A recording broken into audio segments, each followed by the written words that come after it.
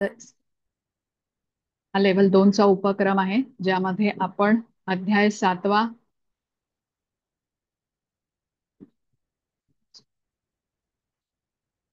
ओम अज्ञानतिमिरान्धस्य ज्ञानाञ्जनशलाकया तस्मै श्रीगुरवे नमः। श्रीचैतन्यमनोभीष्टं स्थापितं येन भूतले स्वयं रूप ददाति स्वपदान्तिकम्। हे कृष्ण करुणा सिन्धो राधाकान्त नमोऽस्तुते। तप्त काञ्चन गौराङ्गी राधे वृन्दावनेश्वरी नमः। ॐ विष्णुपदाय कृष्णप्रेष्ठाय भूतले श्रीमते भक्तिवेदान्तस्वामी इति नामिने। नमस्ते सारस्वते देवे निर्विशेष शून्यवादी पाश्चात्य देशतारिणे प्रभु नित्यानंद श्री अद्वैत गदाधर श्रीवासादि गौर भक्त वृंद। हरे कृष्णा कृष्णा कृष्णा हरे हरे, हरे राम राम राम हरे हरे। हरे कृष्ण सर्वांना। हरे सर्वात कृष्ण प्रथम आपण माताजी, ब्रेक होते माताजी। होतोय ना आवाज? हा हा तेच, हा मग मी जरा व्हिडिओ ऑफ करते। हा, असं करा ते बरं पडेल. हा आता बघा, आता येईल बहुतेक। तर सर्वात प्रथम आपण श्रीला प्रभुपाद यांना साष्टांग प्रणाम करूया, ज्यांनी आपल्याला समजेल अशा शब्दामध्ये भगवद्गीता आपल्याला समजावून सांगितली, त्यामुळे आपण हे भगवद्गीतेचं ज्ञान ग्रहण करू शकत आहोत। श्री श्री राधा गोविंद इस्कॉन मँगलुरूचे अध्यक्ष नामानिष्ठ दास प्रभूजी यांना सादर प्रणाम करूया, ज्यांनी हा अभ्यासक्रम आपल्यासाठी बनवला आणि झूमद्वारे आपल्या सर्वांना उपलब्ध करून दिला, त्यामुळे घरी बसल्या या संधीचा आपण लाभ घेऊ शकत आहोत। अन्वय माताजींना प्रणाम करते, ज्यांनी मला भगवद्गीता शिकवली। तसंच इस्कॉनच्या संपूर्ण टीमला प्रणाम करते, त्यांचे धन्यवाद देते, कारण त्यांच्या सहकार्याशिवाय आपल्याला हा उपक्रम पुढे सुरू ठेवणं शक्य होत नाही। तसंच टेक्निकल टीमचेही धन्यवाद देते आणि आज वर्गाला उपस्थित असणाऱ्या सर्व भक्तांना सादर प्रणाम आणि सर्वांचं परत एकदा स्वागत। तर आपण अध्याय 7वा बघतोय, ज्याचं नाव आहे ज्ञान विज्ञान योग। आपल्याला आतापर्यंत समजलेलं आहे की माणसांच्या मनामध्ये बघा अनेक इच्छा असतात। काम, क्रोध, लोभ यामुळे अनेक असंख्य इच्छा माणसांच्या मनामध्ये असतात आणि या इच्छांची पूर्ती करण्यासाठी मनुष्य कठोर असे परिश्रम करतो, परजीवांना क्लेश देतो, स्वतःलाही क्लेश देतो, त्यामध्ये संघर्ष सुरू असतो त्याचा। आणि हे जग कसं एका रणभूमीसारखी जागा बनलेली असते। आता असे अनेक राजे आहेत बघा, आपल्याला माहिती आहे की ज्यांनी काम, क्रोध आणि लोभ याच्या आहारी जाऊन त्यांचा विनाश झाला। शांतीपूर्वक या जगामध्ये कोणी राहूच शकत नाही। रणभूमीमध्ये उभ्या असलेल्या अर्जुनाला भगवंतांनी हा भगवद्गीतेचा उपदेश देऊन नीटपणे समजावून सांगितलेला आहे की या भौतिक जगामध्ये असताना वर्णाश्रम धर्माचं पालन करून आपली नियत कर्तव्य पार पाडत आणि कर्मफळ भगवंतांना समर्पित करून चित्तशुद्धी करत या भौतिक जगातही शांतीपूर्वक तू राहू शकतोस अर्जुना, आणि अंतिम समय देहत्यागाच्या वेळी भगवंतांच्या कृपेने भगवद्धामाची प्राप्ती करू शकतोस, ज्याला निष्काम कर्मयोग म्हणतात। आता निष्काम कर्मयोग त्यांच्यासाठी सांगितला गेला आहे ज्यांना कार्य करायची आहेत पण अजून त्यांचं शुद्धीकरण झालेलं नाहीये। ज्या व्यक्तीची क्रमशः चित्तशुद्धी झालेली आहे तो या जगातल्या वस्तूंच्या मागे पळत नाही, त्यांना प्राप्त करण्यासाठी त्यांच्या मागे तो जात नाही, त्या मिळण्यासाठी कठोर परिश्रम आहे तो घेत नाही। त्याचबरोबर त्याच्या हृदयामध्ये ज्ञानही प्रकाशित होतं आणि आता तो ज्ञानी म्हटला जातो। आता ज्ञानी कसा आहे? ज्याला शरीर आणि आत्मा हे वेगळे आहेत हे समजलेलं आहे, ध्यान करतो तो आणि त्याच्या पुढची प्रगती असा ज्ञानी व्यक्ती आता पुढचा टप्पा गाठू शकतो। आता 6व्या अध्यायामध्ये कृष्ण सांगतात, जो अष्टांग योगाचा किंवा ध्यान योगाचा अध्याय होता, यामध्ये आपण समजून घेतलं की ध्यानयोगी हा ज्ञानीपेक्षा श्रेष्ठ आहे. कारण ज्ञानी असतो त्याला शरीर आणि आत्मा यातला भेद तो जाणू शकतो. पण तो समजतो की हे परम सत्य कसं आहे, निराकार आहे. अष्टांग योगी जाणतो की परम सत्य हे परमात्मा आहे. आपल्याला जर का ईश्वर साक्षात्काराचे 3 टप्पे आठवत असतील तर ब्रह्म, परमात्मा आणि भगवान असे हे 3 टप्पे होते. खरं तर परम सत्य हे एकच आहे, पण याकडे 3 जण वेगळ्या वेगळ्या दृष्टीने बघतात. ज्ञानी, योगी आणि भक्त हे 3 स्तर आहेत, श्रेणी आहेत म्हणूया. जसं आता उदाहरण घ्यायचं झालं तर आपण एका ट्रेन मधून जातोय अशी कल्पना करा, आणि खूप दूरवर असलेला एखादा डोंगर आपल्याला लांबून कसा धूसर असा दिसतो, ढगाप्रमाणे दिसतो. पण जसं जसं ट्रेन जवळ जाते डोंगराच्या, तसं आपल्याला त्याच्यावरची झाडं किंवा हिरवळ दिसू लागते. अजून जेव्हा आपण अगदी जवळ जाऊन पोहोचतो त्यावेळेला आपल्याला स्पष्टपणे सगळं आपल्याला दिसतं की किती झाडं आहेत, त्या झाडावर एखादा पक्षी बसला असेल ते दिसतं, कुठे माणसं काम करत असतील, तिथे गाई बकरी कोण चरत असेल, ते सगळं काही स्पष्ट दिसतं आपल्याला. म्हणजे डोंगर एकच आहे, पण 3 लोक 3 पद्धतीने त्याच्याकडे बघतात. लांबून बघणाऱ्याला डोंगर निराकार दिसतो, थोडं जवळून बघणाऱ्याला त्याच्यावरची हिरवळ दिसते, आणि अजून जवळून बघणाऱ्याला सर्व काही स्पष्टपणे दिसतं. त्याचप्रमाणे भागवतम मध्ये सांगितलेलं आहे अद्वयम. अद्वयम म्हणजे काय, परम सत्य हे एकच आहे. जे ज्ञानी असतात ते ब्रह्म या स्तरापर्यंत पोहोचू शकतात. 3 टप्पे जे म्हटले ना, ब्रह्मण, परमात्मा आणि भगवान, यापैकी ब्रह्म या स्तरापर्यंत पोहोचू शकतात. जे योगी असतात ते या पुढचा म्हणजे परमात्मा या टप्प्याला पोहोचू शकतात. आणि जे भक्त असतात ते भगवंतांपर्यंत म्हणजे भगवान या स्वरूपाचा साक्षात्कार करू शकतात आणि गोलोकामध्ये किंवा भगवत धामामध्ये जाऊ शकतात. आता 6व्या अध्यायात कृष्ण अर्जुनाला सांगतात की कोणी व्यक्ती आपल्या मन आणि इंद्रियांना भौतिक पदार्थांच्या मागे आसक्त न करता त्यांचं नियंत्रण करू शकतो तर तो द्वंद्वरहित होतो.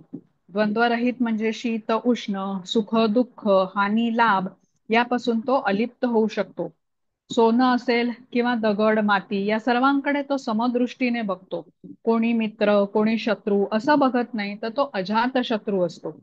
आता या अवस्थेमध्ये जंगलामध्ये जाऊन एकांतात राहून परमात्म्यावरती तो ध्यान करतो. त्यासाठी अष्टांग योगाच्या विविध विधिविधानांचं तो पालन करतो. आणि हे सर्व अष्टांग योगाच्या विधिविधानातून ऐकून, आता आपण जो बघितला 6वा अध्याय, त्याच्यामध्ये अर्जुनाने ही सर्व अष्टांग योगाची विधिविधानं ऐकली आणि मग कृष्णांना सांगितलं की त्याला हा अष्टांग योग जमण्यासारखा नाहीये. एकांतामध्ये राहून सतत ध्यान करणं, मनाला नियंत्रित करणं हे फारच कठीण आहे असं अर्जुन कृष्णांना म्हणाला. आणि श्रीला प्रभुपाद यांनी तात्पर्यामध्ये लिहिलं आहे की अष्टांग योग अर्जुनच करू शकत नाहीये, तर मग आपल्यासारखे कलियुगी जीव हा अष्टांग योगाचा अभ्यास कसा करू शकतील. शुचौ देशे प्रतिष्ठाय स्थिरम आसन आत्मना असं वर्णन आहे 6व्या अध्यायातला 11वा श्लोक होता.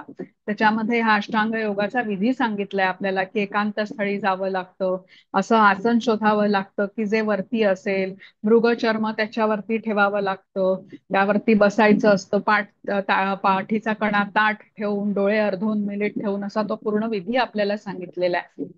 आता विचार करा, आपल्यासारखं कोणी जंगलामध्ये गेलं, हत्ती आहेत वाघ आहेत तिथे राहतात, त्यांचा आवाज आपल्याला आला, कोणी साप बघितला तर आपण निश्चितच पळून जाऊ. कोण बसेल जंगलामध्ये असं अध्ययन म्हणजे ध्यान करायला. तर आपल्यासारखे किती जण असं सर्व काही सोडून जंगलात जाऊन ध्यान लावू शकतात. तर आपलं कुटुंब आहे, आई वडील आहेत, पती असतील, पत्नी असेल किंवा मुलं असतील, तर त्यामुळे आपलं काही लक्ष तिथे लागणार नाही. तर अर्जुनानेही हा अष्टांग योग करणं मला शक्य नाही असं तो कृष्णांना म्हणाला. अष्टांग योगी परमात्म्यावरती ध्यान करतो आणि कर्म आणि कर्मफळाचा त्याग करतो. ध्यान करून परमात्म्याबरोबर जोडून घेण्याचा तो प्रयत्न करतो. पण भगवंत म्हणतात अर्जुनाला की निष्काम कर्मयोग करताना तू कर्मफळ भगवंतांना समर्पित कर. आणि इथे आता भगवंत निष्काम योगाकडून अर्जुनाला भक्ती योगाकडे जोडतायत. 7वा ते 12वा अध्याय हा भक्ती योगाचं वर्णन आहे इथे. आता जिथे भगवंत भक्त, भक्ती आणि त्यांचा भक्तिमय संबंध याचं वर्णन आता सुरू होईल. जसं बघा जॅमचं सँडविच असतं ना, ज्याच्यामध्ये मध्ये तो जॅम असतो बघा. आणि दोन्ही बाजूला जॅमच्या वरती आणि खाली दोन्हीकडे ब्रेडचे तुकडे असतात.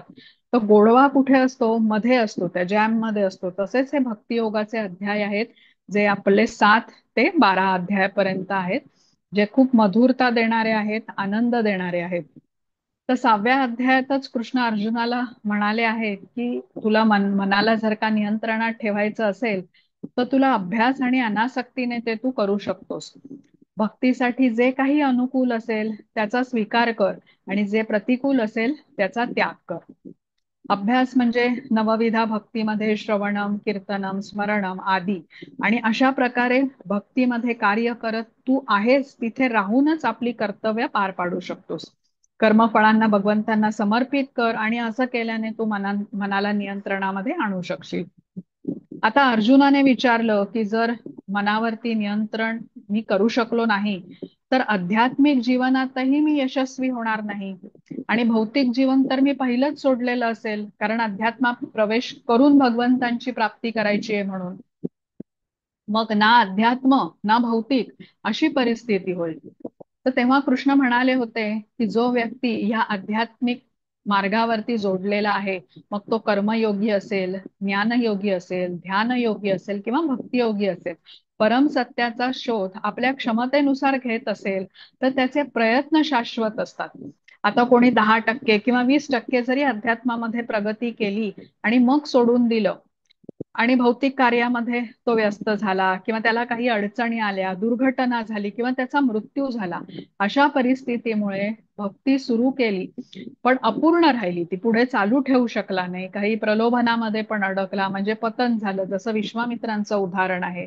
तर त्यांचं पुढे काय होतं, हा अर्जुनाचा जो प्रश्न होता त्याच्यावर कृष्णांनी उत्तर दिलेलं होतं की अशांना उच्च लोकाची प्राप्ती होते, जिथे पुण्याची फळं उपभोगतात ते स्वर्गलोकी किंवा उच्च लोकामध्ये जाऊन आणि परत पृथ्वीवरती जन्म घेतात. तेव्हा ब्राह्मणाच्या किंवा वैश्यांच्या कुटुंबात त्यांना जन्म मिळतो. ब्राह्मणाच्या घरी धार्मिक कार्य ही होतच असतात, तसंच वैश्याच्या घरी धनसंपत्ती असते, त्यामुळे त्याला उपजीविकेची काळजी राहत नाही. शांतपणे तो भगवत भक्तीमध्ये जोडून घेऊ शकतो. वैश्य परिवारामध्ये राधाकृष्ण यांची पूजा केली जाते, भागवत कथेचं आयोजन केलं जातं, आणि अशा प्रकारे त्याला परत संधी मिळते अपूर्ण राहिलेल्या भक्तीमध्ये पुढे प्रगती करता यावी म्हणून. याचाच अर्थ भक्ती मार्गामध्ये कुठलीही हानी होत नाही. त्याने 20% करून अपूर्ण राहिलेली भक्ती आता तो पुढच्या जन्मी 21व्या टक्क्यापासून पुढे सुरू करू शकतो. दुसऱ्या प्रकारचा जो योगी असतो, ज्याने आता 70-80% या जन्मात प्रगती केलेली आहे, पण त्याची पूर्ण शुद्धी होऊ शकली नाही, तर त्याचं काय होतं यावरती कृष्ण सांगतात की मृत्यूनंतर 42वा आणि 43वा हा श्लोक होता 6व्या अध्यायातला. त्याच्यामध्ये कृष्ण म्हणतात, अथवा योगिनामेव कुले भवती धीमताम एतद्दी दुर्लभतरम लोके जन्म यदी दृश्यम. आणि 43व्या श्लोकामध्ये कृष्ण म्हणतात, तत्रम बुद्धी संयोगम लभते पौर्वदेहिकम यतते च ततो भूयः संसिद्धौ कुरु नंदन. म्हणजे काय, अर्जुनाला कृष्ण सांगतात की अशा योग्याने ज्याने आता पूर्वजन्मामध्ये एवढी भक्ती केलेली आहे की भक्तीच्या प्रभावामुळेच त्याला आता पुढच्या जन्मामध्ये अत्यंत बुद्धिमान कुळामध्ये जन्म मिळतो, बालपणापासूनच भक्तीमध्ये जोडून घेण्याची संधी मिळते.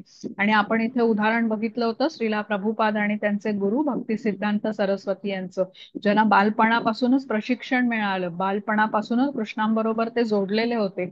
आणि असे बालक हे सर्वसाधारण नसतात, अत्यंत दुर्लभ असा हा जन्म त्यांचा असतो. गजेंद्र मोक्षाची कथा आपण बघितली, ज्याच्यामध्ये गजेंद्रचा पाय मगरीने पकडला जातो आणि अनेक प्रयास करूनही तो सोडवू शकत नाही आपला पाय, आणि शेवटच्या काही क्षणी त्याला पूर्वजन्मातील स्मृती येते आणि काही श्लोक तो भगवंतांच्या स्तुतीमध्ये फुटफुटतो. कारण पूर्वजन्मात आता हा जो गजेंद्र असतो हत्ती, तो आधीच्या जन्मामध्ये राजा इंद्रद्युम्न होता. तो भगवंतांचा भक्त होता, पण अगस्ती ऋषींचा तो अनादर करतो एका सभेमध्ये. त्यांना उठून तो प्रणाम करत नाही, योग्य ते आदरातिथ्य करत नाही, आळस करतो. तो तत्परतेने उठून त्यांचा आदर सन्मान न केल्यामुळे अगस्ती ऋषींकडून त्याला शाप प्राप्त होतो की, आणि त्यामुळे त्याला पुढचा जन्म हत्तीचा मिळतो, जिथे मंद हालचाली असतात. आता हत्तीचं शरीर त्याला मिळालं, तरी पूर्वजन्माची केलेली जी भक्ती असते त्याची स्मृती भगवंतांच्या कृपेने त्याला येते आणि त्यामुळे भक्तीमध्ये केलेल्या प्रयत्नांची हानी होत नाही हे आपल्याला समजतं. अंतिम क्षणी भगवंतांची स्मृती झाल्याने तो वैकुंठ गमन करू शकतो गजेंद्र. आता श्रीला प्रभुपाद आपल्याला सांगतात की पूर्वजन्मामध्ये श्लोक पाठ केलेले असतील, प्रार्थना केली असेल, भक्ती सेवा केलेली असेल, ज्याला भक्ती सुकृती असं म्हटलं जातं, त्यामुळे पुढच्या जन्मी ही तुमच्यामध्ये श्रद्धा जागृत होते, भगवंतांच्या प्रती रुची उत्पन्न होते आणि जे अवगुण किंवा जे अनर्थ आधीच्या जन्मात जाऊ शकले नाहीत पूर्वजन्मामध्ये, त्यांचं शुद्धीकरण करण्याची संधी परत आता या जन्मामध्ये मिळते. जसा आता गजेंद्रने अगस्ती ऋषींचा अतिथी सत्कार करण्यामध्ये आळस केलेला होता, त्या आळसामुळेच मगरीच्या द्वारे त्याचा पाय पकडला पण गेला. पण या मंद अवस्थेतही म्हणजे हत्तीच्या शरीरातही त्याला जागृती होती, कुठेतरी हे भान होतं की भगवंतांचं स्मरण मला करायला पाहिजे आणि एकदम तो भानावर येतो तसा त्याला ते अंतिम क्षणी आठवले जे नारायण स्मृती नारायण स्तुती म्हणून ते श्लोक प्रसिद्ध आहेत बघा. नारायणा अखिल गुरु भगवन नमस्ते. आता मला पूर्ण ते माहिती नाही पण त्याला नारायण स्तुती असं म्हणतात आणि तो असे शब्द काही शब्द पुटपुटतो कारण खूप कष्टामध्ये असतो तो आणि म्हणतो की नारायणा तुमच्या चरणांचा मी आश्रय घेतो, काय अर्पण करू तुम्हाला या परिस्थितीमध्ये. म्हणून अगदी इथे तिथे बघतो, तळ्यात उगवलेलं एक कमळ तोडून तो भगवंतांना अर्पण करतो आणि भगवंत बघतात की एवढ्या कठीण परिस्थितीमध्ये देखील त्याने माझं स्मरण केलं, मला कमळ पुष्प अर्पण केलं. प्रसन्न होऊन त्याला हत्तीच्या शरीरातून ते मुक्त करतात, एका विष्णुदूताचं शरीर देतात आणि वैकुंठ धामामध्ये घेऊन जातात. तसंच भगवंतांनी दुसऱ्या अध्यायात आपल्याला सांगितलेलं आहे की नेहाभिक्रमण नाशोस्ती प्रत्यवायो न विद्यते स्वल्पम अपि अस्य धर्मस्य त्रायते महतो भयात. तसंच इथे पण भगवंत परत सांगतात की ज्यांनी आध्यात्मिक जीवनामध्ये भक्तियोग केलेला आहे आणि त्यांचं शुद्धीकरण होतं आणि म्हणजे हे क्रमशः होणारी ही प्रगती आहे आणि सर्व योगांचा अंतिम टप्पा हा भक्तियोग आहे. कर्मयोग, ज्ञानयोग, ध्यानयोग आणि सगळ्यात शेवटी हा भक्तियोग आहे. कर्मयोगीसाठी भगवंत म्हणाले यज्ञार्थात कर्मणा म्हणजे काय, श्री विष्णूंच्या संतुष्टीसाठी कर्म कर. ज्ञानयोगीसाठी भगवंत म्हणतात की बहुनाम जन्मनाम अंते ज्ञानवान वा प्रपद्यते वासुदेव सर्वमिती स महात्मा सुदुर्लभा. म्हणजे ज्ञानी ज्ञान घेत घेत याच निष्कर्षाप्रत पोचतो की भगवान श्रीकृष्ण हेच परम सत्य आहेत. आणि अर्जुन कृष्णांना म्हणतो की तुम्ही मला अष्टांग योग करायला सांगितलाय कृष्णा, जंगलामध्ये जाऊन एकांत स्थळी राहायचं, ध्यान करून श्री विष्णूंवरती ते एकाग्र चित्त व्हायचंय. हे सर्व माझ्यासाठी खूप अवघड आहे कारण हे मन कसं आहे, चंचल आहे आणि या अस्थिर मनाने मी हे धारणा ध्यान समाधी हे करू शकणार नाही. तेव्हा कृष्ण म्हणतात की चिंता करू नकोस अर्जुना, सर्व योगांमध्ये श्रेष्ठ कोण आहे, तो म्हणजे भक्ती योगी आहे, जो माझी दिव्य प्रेममयी सेवा करतो. जो आपण 47वा श्लोक बघितला, योगिनाम अपि सर्वेषां मद्गतेन अंतरात्मना श्रद्धावान भजते यो माम समे युक्त तममतः. तर कृष्ण म्हणतात योगिनाम अपि सर्वेषां म्हणजे सर्व योग्यांमध्ये मद्गतेन अंतरात्मा म्हणजे माझ्यावरती जो ध्यान लावतो, अंतःकरणात जो माझे चिंतन करतो, समे युक्त तमोमतः म्हणजे युक्ततम म्हणजे जो माझ्याशी पूर्णपणे योगयुक्त असतो. आता इथे भगवंत या शेवटच्या श्लोकाद्वारे अर्जुनाला भक्ती योगापर्यंत घेऊन येतात. असा भक्तियोगी भौतिक जगात जिथे पण असेल, जे पण कार्य करेल, कर्तव्य करेल, पण मनामध्ये माझं स्मरण ठेवेल असं भगवंत म्हणतात. त्यामुळे जे आपण कमळाच्या पानाचं उदाहरण घेतलं होतं, जे पाण्यामध्ये आहे पण तरी त्याला पाणी स्पर्श करत नाही, तसा हा आता व्यक्ती भौतिक जगामध्ये अलिप्ततेने राहू शकतो, भगवंतांच्या चिंतनामध्येच मग्न राहतो आणि शुद्ध होतो कारण त्याने मनामध्ये भगवंतांना धारण केलेलं असतं. मग तो भौतिकामध्ये जरी राहत असला तरी तो शुद्धच म्हटला पाहिजे, जरी भौतिकात क्रियाशील असला तरी त्याच्यामध्ये अलिप्तता असते. तर इथून पुढे आता आपण भक्तियोग शिकणार आहोत. भक्तियोग हा अंतिम टप्पा म्हटला जातो आणि भक्तियोग हा सर्वश्रेष्ठ आहे, सहज सुलभ म्हटला जातो आचरण करायला. याचं कारण आपल्याला जाणून घेणं खूप आवश्यक आहे. जेव्हा हे आपल्याला समजतं ना की भक्तियोग सर्वश्रेष्ठ का आहे किंवा अंतिम टप्पा भक्तियोगाला का म्हटलेला आहे, तेव्हा पुढचे जे सगळे अध्याय आहेत 7 पासून 12 पर्यंतचे हे आपण नीटपणे समजून घेऊ शकू.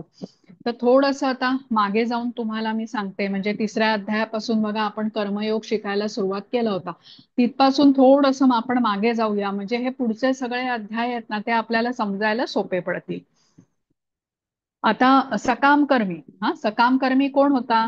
ज्याला भौतिक इच्छा होत्या, असंख्य भौतिक इच्छा, आणि त्या प्राप्त करण्यासाठी तो देवदेवतांकडे जातो आणि तो आपल्या भौतिक इच्छा देवतांकडून प्राप्त करतो. भौतिक इच्छा म्हणजे कुठल्या समजलो आपण की संपत्ती, नोकरी, सुंदर पत्नी, संतती इत्यादी मागण्यासाठी तो देवदेवतांकडे जातो, कारण तो देवदेवतांना श्रेष्ठ मानत असतो.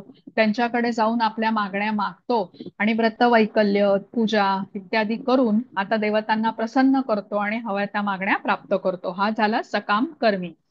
आता त्याच्या पुढे बघा कोण आहे. सकाम कर्मीला हे करताना समजतं, देवदेवतांची पूजा करताना किंवा त्यांना श्रेष्ठ मानत असताना काही काळाने त्यांना समजतं की देवदेवताहून श्रेष्ठ कृष्ण आहेत, जे परमेश्वर आहेत. आणि मग ते कृष्णांकडे तो जातो, पण त्याच्या मनामध्ये अजूनही भौतिक इच्छा असतात, मागण्याची सवय त्याची गेलेली नसते. या इच्छा तो आता कृष्णांकडे जाऊन मागतो, फळ प्राप्त करतो आणि त्यातलंच थोडस फळ आता तो कृष्णांनाही अर्पण करतो. या प्रकारे तो आता कृष्णांच्या बरोबर जोडला जातो, म्हणजे तो योग होतो. त्याचबरोबर त्याच्या मनात ज्या इच्छा असतात त्यामुळे त्याला सकाम कर्मयोगी म्हणता येतं. आता तिसरा टप्पा बघा, की आता हा जो सकाम कर्मयोगी आहे अशा प्रकारे थोडं थोडं फळ आता तो कृष्णांना अर्पण करता करता हळूहळू त्याच्या मनात कृष्णांच्या बद्दलचं प्रेम वाढू लागतं. कारण कर्माचं फळ तो काही प्रमाणात का होईना कृष्णांना अर्पण करीत असल्याने त्या कर्मफळाप्रती त्याची अनासक्ती होऊ लागते आणि कृष्णांकडे त्याची आसक्ती वाढू लागते. म्हणजे भौतिक फळाची आसक्ती कमी झाली आणि कृष्णांकडे वाढली. आता असं करता करता त्याची कर्मफळावरची आसक्ती संपून जाते आणि कृष्णांप्रतीचं त्याचं प्रेम खूप वाढतं. स्वतःला कर्म करून कर्मफळाची आसक्ती न राहिल्याने तो कृष्णांच्या प्रेमासाठी, त्यांच्या आनंदासाठी कर्म करू लागतो. आता त्याला निष्काम कर्मयोगी म्हटलं जातं. आता हे लक्षात घ्यायचं आपण की हे अनेक जन्मांचं चित्र आपण बघतोय. एकाच जन्मामध्ये किंवा एकाच लाईफ टाईम मध्ये तो सर्व हे पार करेल असं अवघड आहे. पण ही प्रक्रिया कशी आहे? कंटिन्युअस आहे. म्हणजे मनुष्य आपण समजून घेतलं की क्रमशः प्रगती करतो आणि भगवंतांच्या सेवेत केलेल्या छोट्या सेवेचे परिणामही शाश्वत राहतात. जेवढा टप्पा आधीच्या जन्मात त्याने गाठला होता तिथून पुढे तो प्रगती सुरू करतो. अशी संधी भगवंत त्याला पुढच्या जन्मी उपलब्ध करून देतात. आता हे 3 टप्पे आपण बघितले. आता हा निष्काम कर्मयोगी अशा प्रकारे भगवंतांच्या सेवेमध्ये कर्म करत राहिल्याने हळूहळू त्याची चित्तशुद्धी होते. चित्तशुद्धी होऊ लागल्याने त्याच्या मनामधले ते अनर्थ असतात ते कमी होऊ लागतात. अनर्थ कमी झाल्याने त्याचं मन शांत होतं आणि आपण समजून घेतलं ना की काम, क्रोध आणि लोभ हे सर्व अनर्थ मनामध्ये वास करतात. त्यामुळेच मन अत्यंत अस्थिर असतं. कामाच्या प्रभावामुळे मन सतत नवीन नवीन इच्छा पूर्ण करण्याच्या योजना बनवत असतं. तसंच या इच्छा पूर्ण झाल्या की त्या अधिक नवीन इच्छा तयार होत असतात. म्हणजे सतत नवीन इच्छा आणि त्या पूर्ण करण्याची धडपड, हे असं असल्यामुळे मन पूर्णतः अस्थिर होऊन जातं. तर जेव्हा कर्मफळाच्या त्यागाने कर्मफळाची आसक्ती कमी होते तेव्हा मन शांत होऊ लागतं आणि असं शांत मन आता ज्ञान ग्रहण करू शकतं. मग आता हा वेद, भगवद्गीता, श्रीमद भागवतमचा स्वाध्याय करतो, त्यावर चिंतन, मनन इत्यादी करतो आणि या प्रकारे तो कृष्णांच्या बरोबर जोडला गेल्याने त्याला ज्ञानयोगी म्हटला जातो आता. आणि या ज्ञानयोगीला शरीर आणि आत्मा यामधला भेद समजतो. तर ईश्वर साक्षात्काराचे जे 3 टप्पे आपण समजून घेतले होते ना, ब्रह्मण, परमात्मा आणि भगवान, यापैकी ब्रह्मण या स्तरापर्यंत ज्ञानयोगी प्रगती करू शकतो. त्याचा समज असतो की परम सत्य कसं आहे, निराकार आहे. ब्रह्मण म्हणजे कृष्णांच्या तेजाचा प्रकाश, तो काही आकार नाही त्याला, म्हणून तो निर्विकार ब्रह्म असं त्याला म्हटलं जातं. तर त्या स्तरापर्यंत तो प्राप्ती करू शकतो. भगवंत आपण म्हणतो ना सच्चिदानंद आहेत. सत म्हणजे कसे, शाश्वत. चित म्हणजे ज्ञानाने परिपूर्ण. आणि आनंद म्हणजे आनंदमय, पूर्ण पूर्ण रूपाने आनंदमय. तर यापैकी जो सत स्वरूपाला हा ज्ञानयोगी आता जाणू शकतो. आता जो कोणी ह्याच्या पुढे प्रगती करतो, या स्तराच्या पुढे, तो ध्यानयोगी म्हटला जातो. जो अष्टांग योगाच्या विधिविधानांनुसार जेव्हा अंतिम स्तर समाधीला पोचतो, तेव्हा ब्रह्मण, परमात्मा आणि भगवान या तीन स्तरांपैकी परमात्मा या स्तराला तो जाणू शकतो. आणि हा परमात्मा प्रत्येकाच्या हृदयात आहे ह्याचा त्याला बोध होतो. आणि हा ध्यानयोगी सच्चिदानंद या स्वरूपापैकी सत आणि चित या स्वरूपाला जाणू शकतो. आता बघा, हे समजलं ना, पटकन आपण ही उजळणी केली. तर हे संक्षिप्त स्वरूपात जर का आपल्याला समजायचं असेल, तर आपल्याला हे जाणून घेतलं पाहिजे की बघा, आपण कर्म इंद्रियांनी करतो. तर जेव्हा इंद्रियांना आपण कृष्णांच्या सेवेमध्ये जोडतो, तेव्हा तो कर्मयोग होतो, म्हणजे इंद्रिय शुद्ध होऊ लागतात. मग ज्ञानयोगी आपली बुद्धी कृष्णांच्या बरोबर जोडतो, त्यामुळे त्याची बुद्धी शुद्ध होते, सबळ होते कृष्णांबरोबर जोडली गेल्यामुळे. आणि आपण शरीराच्या रथाचं जे चित्र बघितलं होतं, त्याच्यात समजून घेतलं होतं की इंद्रियांचा लगाम हा कोणी धरला होता, तर मनाने. आणि त्या मनाला नियंत्रण करायला अशी कृष्णांबरोबर जोडली गेलेली असल्याने ही जी बुद्धी आहे ती आता सक्षम झालेली असते. आता ध्यानयोगी मनावर काम करतो. यम, नियम, आसन, प्राणायाम, प्रत्याहार हे करून इंद्रियांना संयमित करतो. तो प्रथम मनाची विचलितता कमी करतो आणि मग धारणा ध्यानचा अभ्यास करून अविचलित एकाग्रतेच्या समाधीच्या स्तरापर्यंत पोचतो. अशा प्रकारे कृष्णांवरती अविचलित त्याचं चित्त एकाग्र झाल्याने त्याचं मन आता स्थिर होतं. अशा प्रकारे इंद्रिय, मन आणि बुद्धी ही तिन्ही महत्वाची स्थानं आता कृष्णांबरोबर जोडून घेतल्यामुळे नियंत्रणाखाली येतात.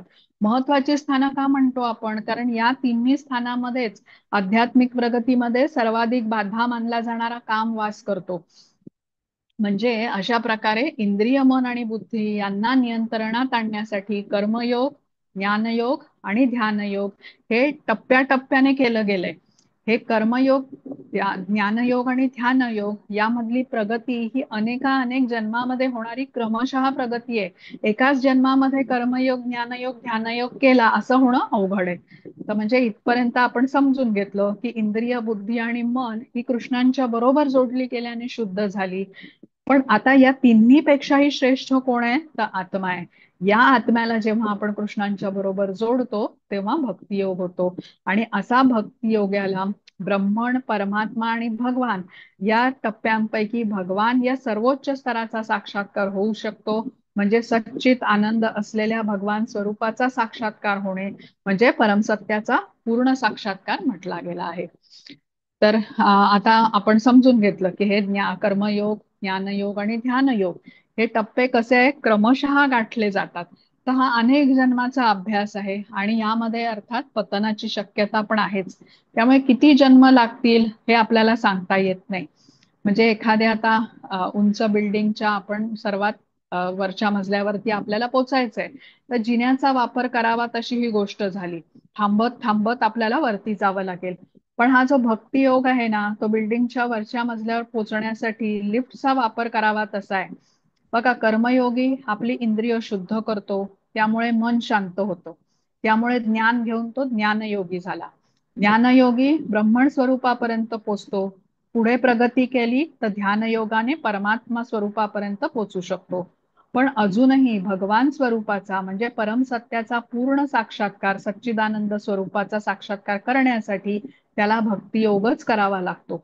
त्यामुळे कर्मयोग, ज्ञानयोग आणि ध्यानयोग यानंतर भक्तियोग केल्याशिवाय भगवंतांची प्राप्ती होत नसते. त्यामुळे भक्तियोग श्रेष्ठ म्हटलेला आहे. दुसरं म्हणजे कर्मयोग, ज्ञानयोग आणि ध्यानयोग यामध्ये क्रमशः किंवा क्रमाक्रमाने प्रगती होते. भगवंतांचं स्वरूप हळूहळू स्पष्ट होत जातं. जसं आपण ते डोंगराचं उदाहरण सुरुवातीला बघितलं ना, की ट्रेन मधून जाताना लांबून बघितला तो डोंगर आपल्याला ढगासारखाच दिसतो, धुसर दिसतो. जेव्हा आपण जवळ जाते ट्रेन, तेव्हा त्याच्यावरची हिरवळ दिसू लागते. अगदी जवळ गेलं की तिथे डोंगरावर असलेली झाडं, त्यावर बसलेले पक्षी किंवा तिथे काही राहत असलेली माणसं, असं सगळं आपल्याला स्पष्ट दिसतं. म्हणजे हे क्रमशः शुद्धीकरण होत असल्याने याच्यामध्ये अनेक जन्म लागू शकतात भगवंतांचं स्वरूप स्पष्ट होण्यासाठी. आणि भक्तियोग मात्र कसा आहे, हा डायरेक्ट आहे. भक्तियोगाला आपण डायरेक्ट करू शकतो. म्हणजे काय, कर्मयोग, ज्ञानयोग, ध्यानयोग करून मग भक्तियोगाकडे जाण्याची आवश्यकता नसते. आपण डायरेक्टली भक्तियोग करू शकतो.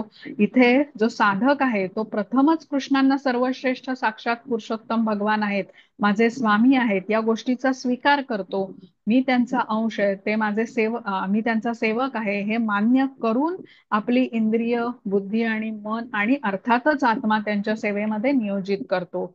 आणि जी स्थिती कर्मयोगी, ज्ञानयोगी, ध्यानयोगीला अनेक जन्मजन्मांतरानंतर प्राप्त होणार आहे, ती स्थिती भक्तियोगी पटकन प्राप्त करू शकतो. कारण त्याने प्रथमच भगवंतांचं श्रेष्ठत्व स्वीकार केलेलं असतं.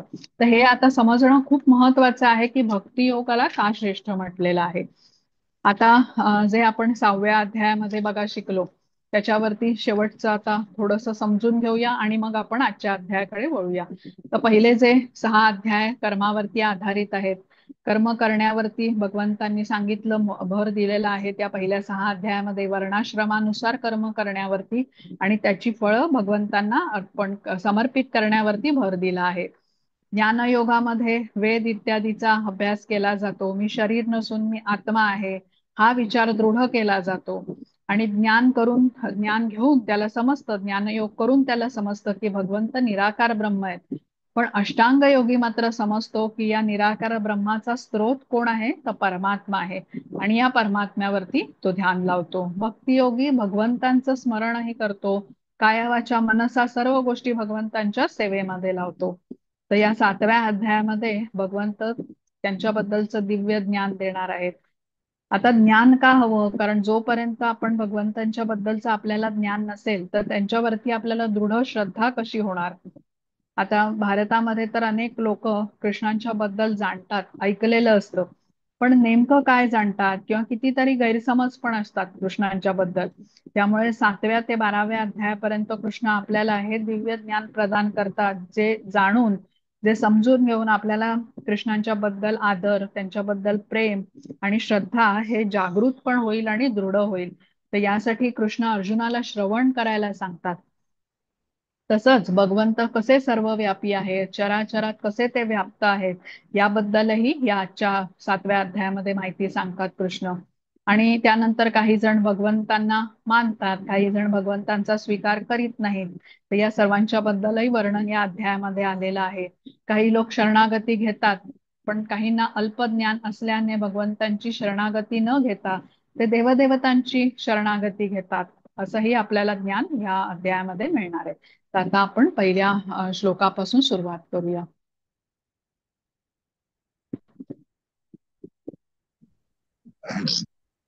हरे कृष्ण. मिनल माताजी, हरे कृष्ण. श्लोक वाचता. हो. हरे कृष्ण. अध्याय 7 ज्ञान विज्ञान योग. श्री भगवान उवाच मय्यासक्त मनः पार्थ योगं युञ्जन् मदाश्रयः असंशयं समग्रं मां यथा ज्ञास्यसि तत् शृणु. हरि ओम. हरे हरे कृष्ण. हरे कृष्ण. वाचताय माताजी को आहेत ना, वरदा माताजी तुम्ही वाचता अनुवाद. आज बाकीचे आले नाहीयेत का? हो ना, आज कमी आज लोक काय आहेत. कळलं नाही. हा, वाचू का मग?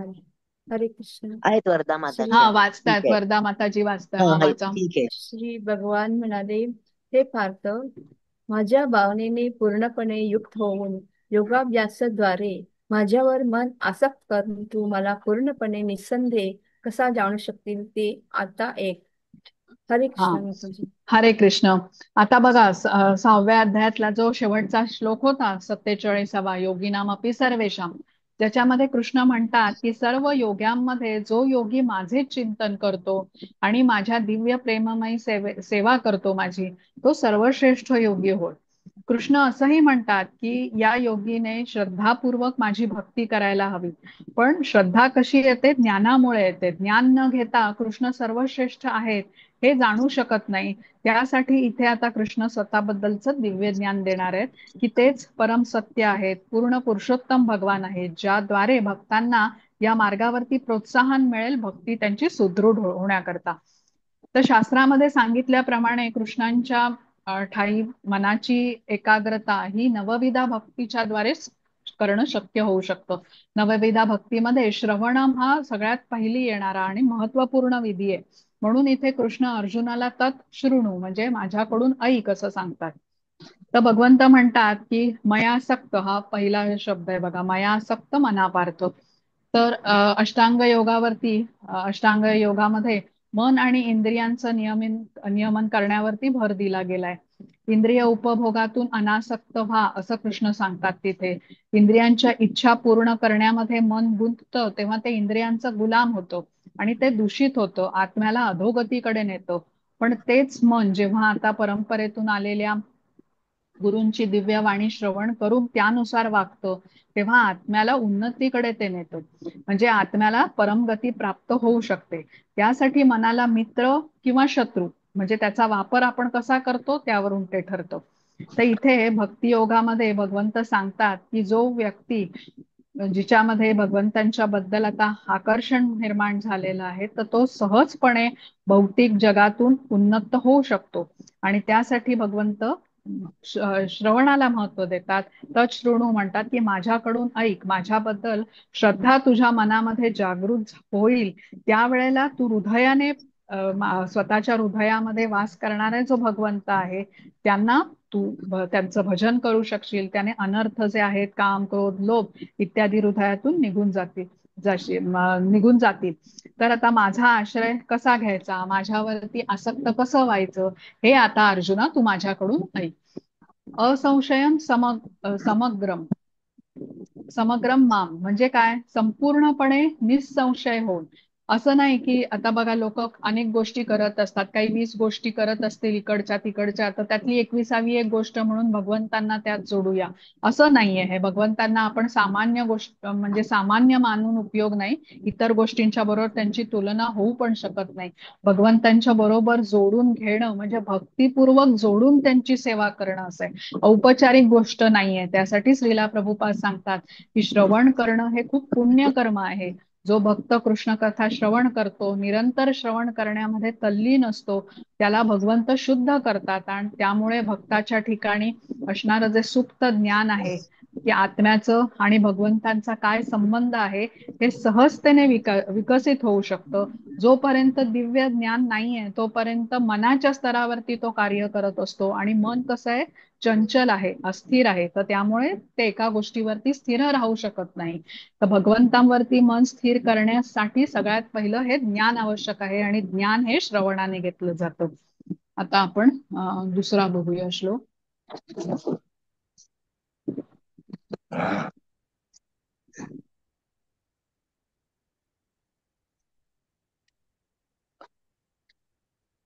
हा, हरे कृष्ण. हरे कृष्ण. ह्याच्यातलं काही हे करायचंय का म्हणजे नाही, पुढे तात्पर्यामधलं वाचूया आपण. पुढे आजच्या वाचूया. ह्याच्यामध्ये कमीच आहेत जरा. बर, ठीक आहे. दुसरा श्लोक. हरे कृष्ण. ज्ञानम तेहम सविज्ञानमिदं वक्ष्याम्यशेषतः यज्ञात्वा नेह भूयोऽन्यत् ज्ञातव्यमवशिष्यते. हरे कृष्ण.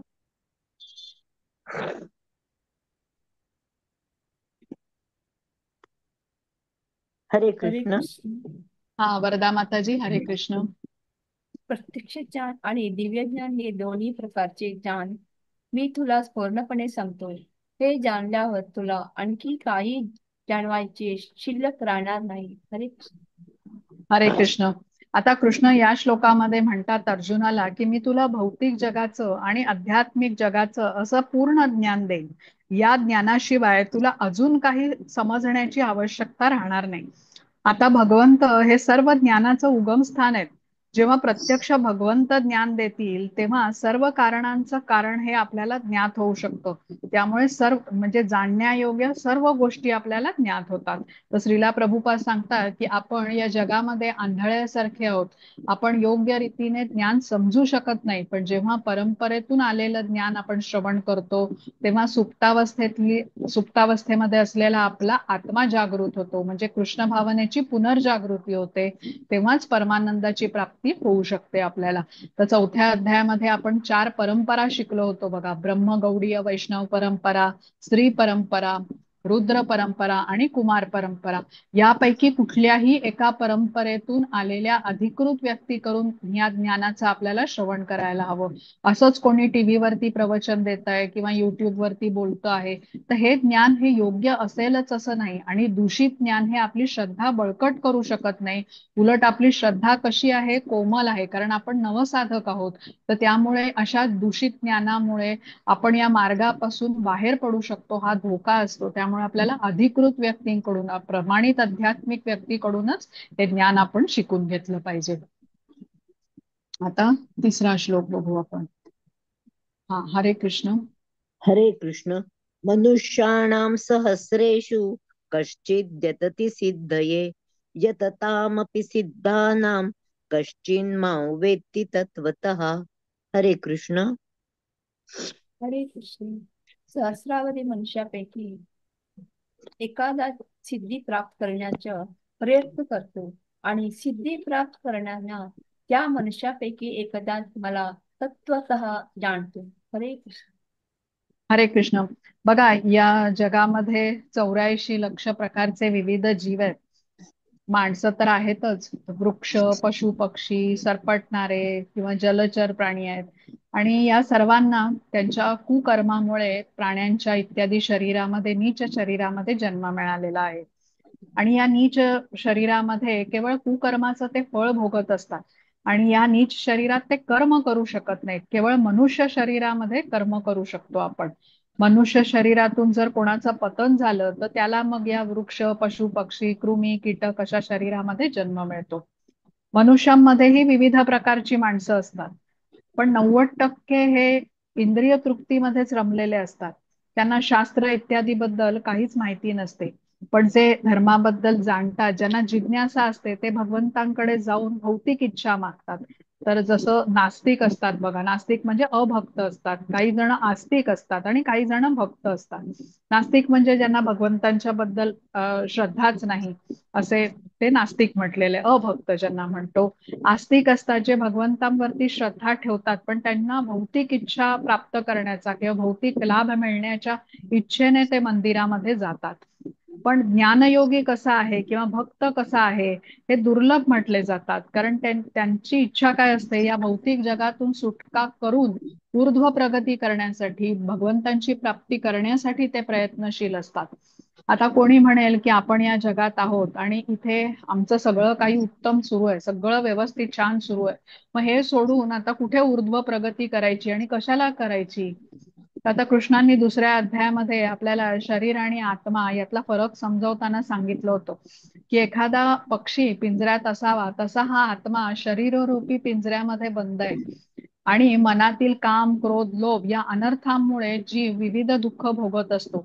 या जन्मानंतर अजून एक जन्म, त्यानंतर अजून एक जन्म, जसं शंकराचार्य म्हणालेत ना, पुनरपि जननम पुनरपि मरणम पुनरपि जननी जठरे शयनम.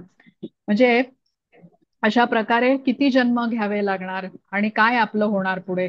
तर म्हणजे शंकराचार्य म्हणतात की भज गोविंदम म्हटलेलं आहे ना, की बुद्धिमान लोक म्हणजे विनंतीच करतात ना की असं किती जन्म आम्हाला घ्यावे लागणार, कृपा करा आमच्यावरती. तर बुद्धिमान लोक समजतात की आपण आपला म्हणजे जन्म मृत्यू हा वारंवार होतच असतो. जन्म झाला असेल तर तो मृत्यू हा निश्चित आहे.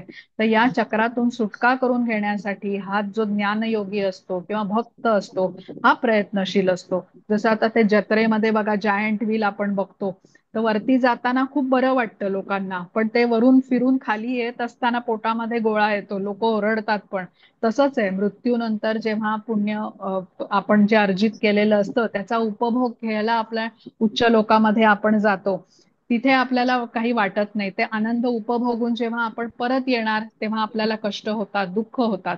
आणि या भौतिक जगाचं स्वरूपच असं आहे, कधी सुख, कधी दुःख, कधी लाभ, कधी हानी, कधी विजय, कधी हार. तर या परिस्थितीला मनुष्य कंटाळून जातो. जीव समजतो की वेळोवेळी मला आता शरीर मिळतं, मी दुःख भोगतो. त्यापेक्षा या चक्रातून सुटण्यासाठी हा ज्ञानयोगी किंवा भक्त हा शाश्वत काळासाठी शांती, आनंद कसा प्राप्त करता येईल मला, यासाठी प्रयत्न करतो. आणि त्याच्यासाठी महत्वाचं हे ज्ञान घेणं आहे. आता जो पशु आहेत ते अज्ञानातच म्हटले जातात.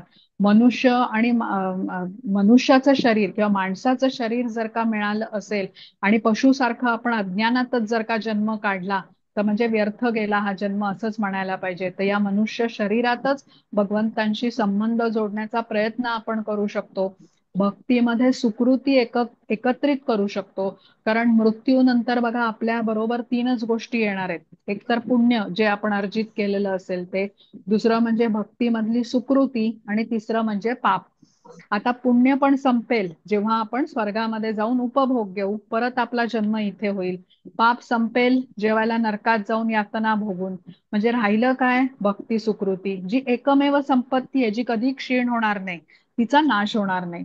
जसं गजेंद्रच्या पूर्वजन्मामध्ये त्याची भक्तीची सुकृती त्याच्या बरोबर राहिली आणि त्यामुळेच त्याला स्मरण झालं अंतिम क्षणी त्या भगवंतांचं. तर मनुष्यांमध्येच नाही तर प्राण्यांमध्येही हे होऊ शकतं, हे आपल्याला समजतं.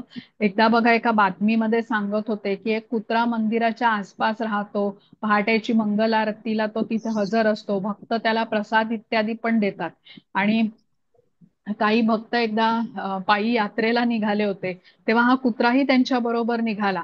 मग रस्त्यात कोणीतरी त्याला दगड मारला तर त्याचा पाय त्यामुळे दुखावला गेला. तो लंगडत लंगडत चालत होता. पण मग ते बघून काही भक्तांनी त्याला उचललं आणि बैलगाडीमध्ये ठेवलं. त्या बैलगाडीमध्ये या सर्व भक्तांचं सामान होतं. पण कुत्र्याने बघितलं की इतर सर्वजण हे भक्त चालतायत, मी एकटाच इथे गाडीत बसलोय. तर तो गाडीतून उतरला, त्या बैलगाडीतून, आणि सर्व भक्तांच्या बरोबर चालू लागला. तर या भक्तांच्या बरोबर एक म्हणजे हत्ती होता. आणि कुत्र्याने त्या हत्तीच्या बरोबर मैत्री केली. जसं आता रस्त्यावरती जात असताना इतर कुत्रे त्याच्यावरती जेव्हा धावून येत, हा कुत्रा त्या हत्तीकडे जाई जो आपल्या सोंडेने सर्वांना तो पळवून लावे. म्हणजे एक बुद्धिमान असा हा कुत्रा म्हटला पाहिजे. आणि सर्व भक्तांबरोबर पायी यात्रा करत तो तीर्थस्थळी पोचला आणि तिथे त्याने जाऊन आपल्या शरीराचा त्याग केला. म्हणजे बघा हा जीव साधारण नाहीये. कुत्र्याच्या शरीरामध्ये पण आत्मा आहे आणि काहीतरी पूर्वजन्माची शुभ अशुभ कर्माची फळं तो म्हणजे घेऊनच आता या जन्मामध्ये त्याला ही शरीराची प्राप्ती झालेली आहे. तर म्हणजे आपण म्हणतो ना की शरीर आपण घेतो, सुख दुःख उपभोगतो. तसंच आता इथे भगवंत सांगतात की अशा हजारो लाखो मनुष्यांपैकी कुठला तरी एकच मनुष्य ज्याला जिज्ञासा होते तो भगवंतांचा शोध घेतो. आणि अशा हजारो जिज्ञासूंच्या पैकी एकच जण भगवंतांना जाणू शकतो. त्यासाठी भगवंत म्हणतात की हा ज्ञानयोगी भक्त जो आहे ना, हा सर्व भक्तांमध्ये दुर्लभ आहे.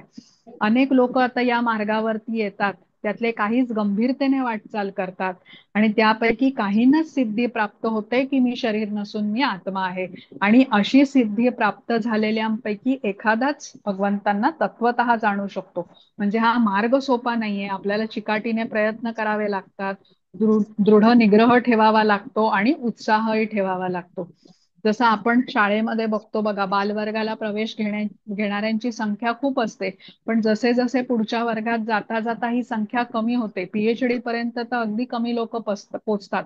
तसंच इथे सांगितलंय, सहस्रावधी मनुष्यांपैकी एखादा सिद्धी प्राप्त करण्याचा प्रयत्न करतो आणि अशा सिद्धी प्राप्त करणाऱ्यांपैकी एखादाच मला तत्वतः जाणतो.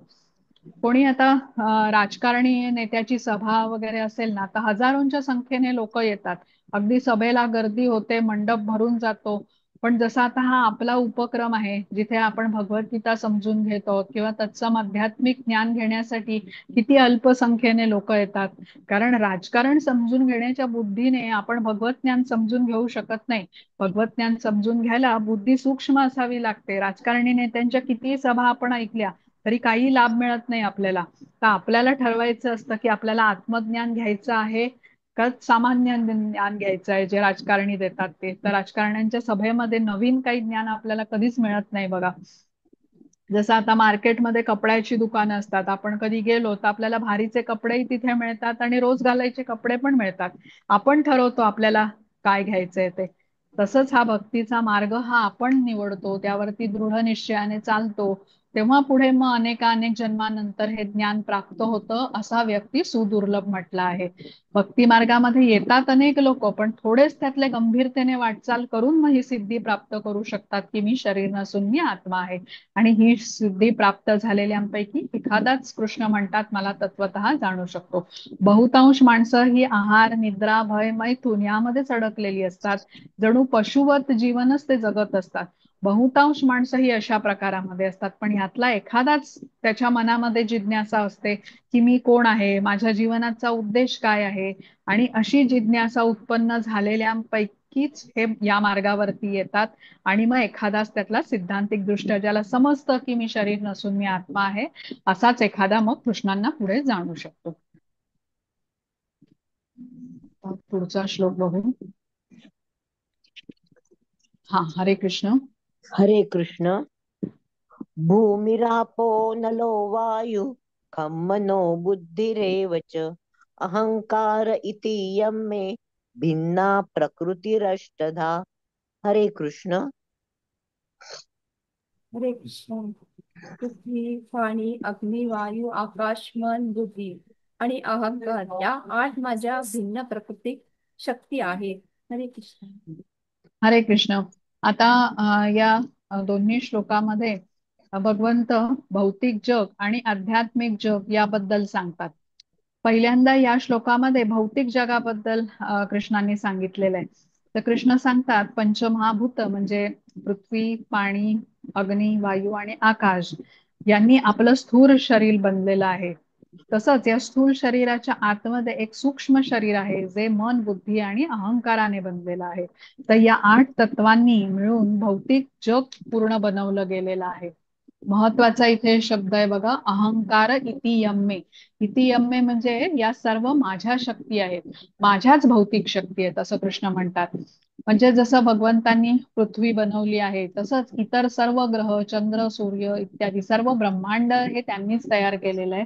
कृष्ण स्वामी आहेत ते म्हणतात. तर आता आपण बघा कोणाच्या घरी आपण असंच जात नाही, घराची बेल वाजवतो, त्यांच्या आत येऊ का आम्ही असं विचारतो, तेव्हा आपण त्यांच्या घरात प्रवेश करतो. म्हणजे जे घर त्याच्या मालकीचं असतं, तसंच आपण इथे ब्रह्मांडाचे स्वामी कृष्ण आहेत असं म्हटलेलं. त्यांनीच आपल्याला हे इथे सर्व काही ज्या सुखसोयी दिलेल्या आहेत या भगवंतांनीच आपल्याला दिलेल्या आहेत. पण मनुष्य इथे शांतीपूर्वक जगत नाही, तो स्वतःच स्वामित्व दाखवायला बघतो. आता कधी बघा, आता सध्या इथे उन्हाळा खूप सुरू आहे आणि कडक उन्हाळ्यामध्ये कोणी वाटसरू झाडाच्या सावलीमध्ये येऊन बसला, तेवढ्यात कुठला कुत्रा पण त्या वृक्षाच्या सावलीमध्ये येऊन उभा राहिला, तर लगेच तो माणूस त्याला हाकलून लावायला दगड उचलतो. तर हे असं असतं, वृक्षाच्या सावलीवर तो स्वतःचीच म्हणजे हक्क मानतो. किंवा दुर्योधन, पांडवांची जमीन बळकावण्याचा त्याने प्रयत्न केला, रावणाने सीतेला प्राप्त करण्याचा प्रयत्न केला. तर अशा गोष्टी या घडतच असतात परजीवांना क्लेश देण्यासाठी. सर्वांना आश्रय देणारे परमपिता कृष्ण आहेत आणि अनंत कोटी ब्रह्मांडाचे ते स्वामी आहेत. भगवंतांच्या ज्या अनेक शक्ती आहेत त्यापैकीच ही भौतिक शक्ती, जिला प्रकृती असं म्हटलं गेलेलं आहे. आणि ही प्रकृती कशी असते तर अस्थायी असते. अस्थायी म्हणजे हिच्यामध्ये सतत बदल होत असतात. आणि जीव या प्रकृतीमध्ये शरीर धारण करतो, तिचा उपभोग घेतो. अस्थायी का म्हटलेलं आहे, कारण प्रलय आणि सृष्टी हे चक्रामधूनही जात असते. आणि ही प्रकृती म्हणजे पृथ्वी, जल, अग्नी, वायू आणि आकाश आणि मन, बुद्धी, अहंकार याचा समावेश असतो. आणि ही भगवंतांची अपराशक्ती असंही हिला म्हटलेलं आहे. आता 5व्या श्लोकामध्ये याबद्दल आपल्याला अजून सांगितलेलं आहे. आता पराशक्तीबद्दल आपण ऐकून घेऊया. हा, हरे कृष्ण. हरे कृष्ण. अपरे अपरेयमितस्त्वन्यां प्रकृतिं विद्धि मे परां जीवभूतां महाबाहो ययेदन्धार्यते जगत्. हरे कृष्ण. हरे कृष्ण. हे महाबाहू अर्जुन, या व्यतिरिक्त माझी आणखी एक श्रेष्ठ अशी पराप्रकृती आहे, जिच्यामध्ये जीवांचा समावेश होतो. हे जीव कनिष्ठ भौतिक प्रकृतीच्या साधनांचा उपभोग घेतात. हरे कृष्ण. हरे कृष्ण. आता कृष्ण म्हणतात की या भौतिक जगा व्यतिरिक्त एक अजून माझी पराशक्ती आहे. भौतिक जग म्हणजेच मृत्यूलोक, पण भगवंत म्हणतात याहून माझी एक पराशक्ती आहे, जिथे मृत्यूही नाही आणि व्याधीही नाही. भौतिक जगामध्ये सर्व कसं असत असतं, अनित्य स्वरूपाचं असतं. फुलं सकाळी उमलतात, संध्याकाळी ती कोमेजतात. आपणही बघा जन्म घेतो, कालांतराने आपलं शरीर क्षीण होतं. पण आध्यात्मिक जगामध्ये सर्व सत स्वरूपात असतात, सच्चिदानंद स्वरूपात असतात. आणि वास्तविक खरं तर सर्व जीव हे आध्यात्मिक जगामध्येच असतात. पण विविध त्यांच्या वासना भोगण्याचं जे त्यांना म्हणजे इच्छा असते, त्यामुळे ते भौतिक जगामध्ये येतात. तर या भौतिक जगामधले जे 3 गुण आहेत, सत्वगुण, रजोगुण आणि तमोगुण, तर जे जीव ज्या ज्या भौतिक इच्छा मनामध्ये असतात त्या त्याप्रमाणे त्या त्या गुणाच्या प्रभावाखाली ते येतात. जसं कोणाची इच्छा असेल नशा करणं, दारू पिणं, तंबाखू खाणं, अवैध संबंध ठेवणं, असे लोक तमोगुणाच्या प्रभावाखाली येतात. कोणाची इच्छा असेल स्पर्धा करायची, कोणाला धडा शिकवायची, खूप प्रगती करायची, सगळ्यांना दाखवायचं किती मी महान आहे, असे लोक रजोगुणाच्या प्रभावाखाली येतात. किंवा कोणाची इच्छा असेल ज्ञान घेण्याची, कविता करण्याची, मंदिरात जाऊन सेवा करण्याची, सर्वांकडे चांगलं सदाचाराने राहण्याची, परजीवांना क्लेश न देण्याची, तर असे लोक हे सत्वगुणाच्या प्रभावाखाली येतात. तर हे लोक या गुणांच्या खाली काय येतात? कारण भगवंतांपासून ते बहिर्मुख झालेले आहेत. इथेही भगवंतांनी विद्धी मे पराम म्हटलेलं आहे, म्हणजेच ही माझी शक्ती आहे. हे जीव ही भगवंतांची शक्ती आहे, हे आपण समजून घेतलं. तर अपरा प्रकृती म्हणजे काय? तर भौतिक सृष्टी, आणि परा प्रकृती म्हणजे सर्व जीवांचा समावेश असलेली ही प्रकृती. तर हे दोन्ही भगवंतांच्या शक्ती आहेत. अपरा प्रकृती ही कनिष्ठ आणि परा प्रकृती ही श्रेष्ठ शक्ती म्हटलेली आहे. पराशक्तीमध्ये समावेश असणारे सर्व सजीव आहेत आणि अपराशक्तीमध्ये समावेश असलेल्या सर्व भौतिक प्रकृतीच्या साधनांचा ते उपभोग घेतात.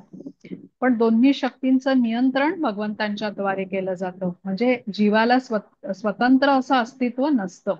जीव हे गुणात्मक दृष्ट्या भगवंतांच्या सारखेच आहेत, पण परिणामात्मक दृष्ट्या ते भगवंतांची साम्य करू शकत नाहीत.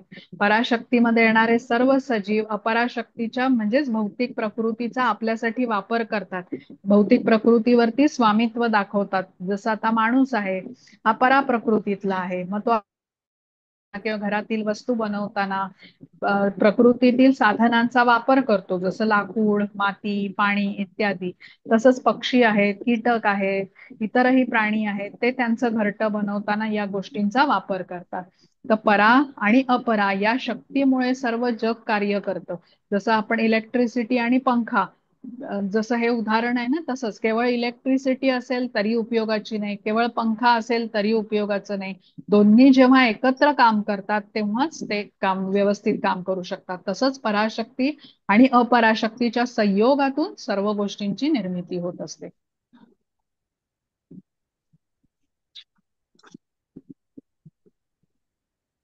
हा, आता 6वा. हरे कृष्ण. हरे कृष्ण. एतद्योनीनि भूतानि सर्वाणीत्युपधारय अहं कृत्स्नस्य जगत प्रभवः प्रलयस्तथा. हरे कृष्ण. हरे कृष्ण. सर्व सृष्टी प्राणी मात्रांच्या उगम या 2 शक्तीमध्ये होतो. या जगतमध्ये जे काही भौतिक आणि आध्यात्मिक आहे त्यांच्या उत्पत्ती करता आणि पाल प्रलय करताही मीच आहे, हे निश्चितपणे जाण. हरे कृष्ण. हरे कृष्ण. आता आपलं स्थूल शरीर आहे, त्याच्यामध्ये सूक्ष्म शरीर पण आहे, आणि त्यामध्ये स्थित हा आत्मा आहे. या आत्म्याच्या अस्तित्वामुळेच भौतिक देहाचा विकास होतो. 6 स्थित्यंतर आपण म्हणतो ना, जन्म आहे, वृद्धी आहे, स्थिती आहे, प्रजनन, क्षय आणि विनाश. ही स्थित्यंतरे होतात कारण भौतिक शरीरामध्ये चैतन्य आहे. चैतन्य म्हणजे आत्मा. आता हा आत्माच नसेल तर भौतिक शरीराला मृत मानलं जातं. आता हे जे चैतन्य किंवा आत्मा शरीरामध्ये आहे, तोवरच भौतिक शरीर हे कार्यशील असतं. आत्मा हा भगवंतांचा अंश आहे, गुणात्मक दृष्ट्या भगवंतांच्या सारखा आहे, तरी भगवंतांच्या एवढा तो शक्तिमान नाहीये. भगवंत कसे म्हटलेत, विभू किंवा पूर्ण आहेत, आणि आत्मा हा अणु किंवा अंश आहे. जसं भगवंत पूर्ण शक्तिमान असल्यामुळे अनंत कोटी ब्रह्मांडाची निर्मिती ते करू शकतात. विराट अशा ब्रह्मांडाच्या निर्मितीला विराट असा परमात्माच कारणीभूत असू शकतो. पण भगवंतांचा अंश असणारा जो जीव आहे, एखादं शहर किंवा एखादं गाव याची निर्मिती करू शकतो, कारण त्याची क्षमता तेवढीच आहे. तर या श्लोकामध्ये कृष्ण सांगतात की ते उत्पत्ती करतायत आणि काही काळानंतर प्रलय करताही तेच आहे. म्हणजे विनाश होतो. प्रलय म्हणजे विनाश. जसं आता आपलं शरीर आहे, आपण जन्म घेतो, मोठे होतो, वृद्धत्व येतं आणि काही वर्षांनी आपला मृत्यू होतो. तसंच ब्रह्मांडाचं सृजन आणि विनाश हे दोन्ही सुरू असतं. ब्रह्मदेवाची आयुची आपण गणना केली होती, तर जेव्हा ब्रह्मदेवाची आयु संपते तेव्हा ब्रह्मांडाचा विनाश होतो. पण एखादा सूक्ष्म जीव असू देत किंवा शक्तिशाली परमात्मा असू देत, या सगळ्यांच्या मागचं कारण कोण आहे? भगवंत आहेत. म्हणून त्यांना सर्व कारणांचं कारण म्हटलं जातं.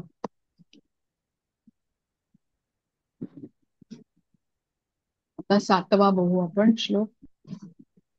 हा, हरे कृष्ण. अच्छा, 7वा श्लोक नाहीच आहे. हरे कृष्ण. मत्तः परतरं नान्यत् किंचिदस्ति धनंजय मयि सर्वमिदं प्रोतं सूत्रे मणिगणा इव. हरे कृष्ण. हे धनंजय, माझ्याहून श्रेष्ठ असे दुसरे कोणतेही तत्व नाही. दोन्हीता ओवलेल्या मण्याप्रमाणे सर्व काही माझ्यामध्ये आश्रित आहे. हरे कृष्ण. हरे कृष्ण. आता कृष्ण पुढे सांगतात की सृष्टी आणि उत्पत्ती एवढंच माझं कार्य नाही, तर सर्व सजीवांचं पालन पोषणही मीच करतो.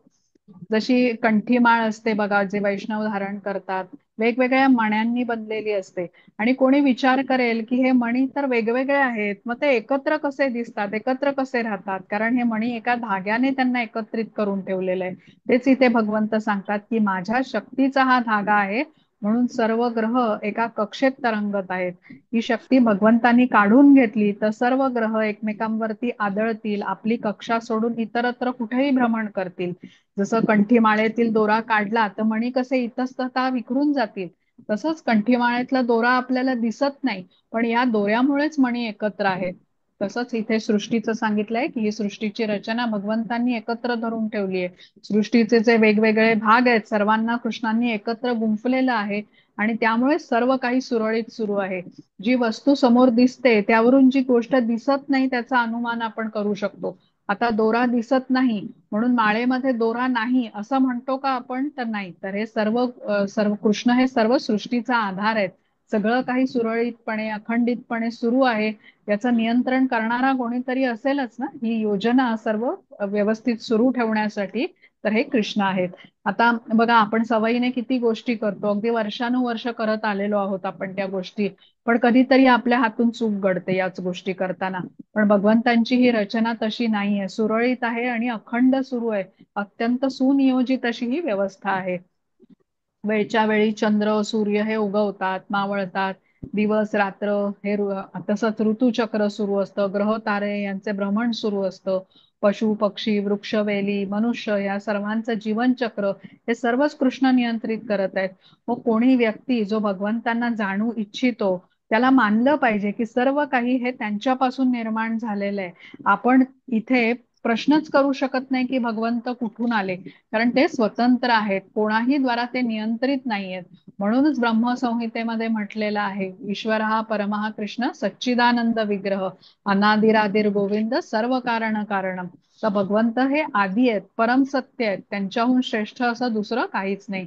आणि सूक्ष्मतम अणुपेक्षा सूक्ष्म आणि महानतम तत्वापेक्षाही ते महान आहेत.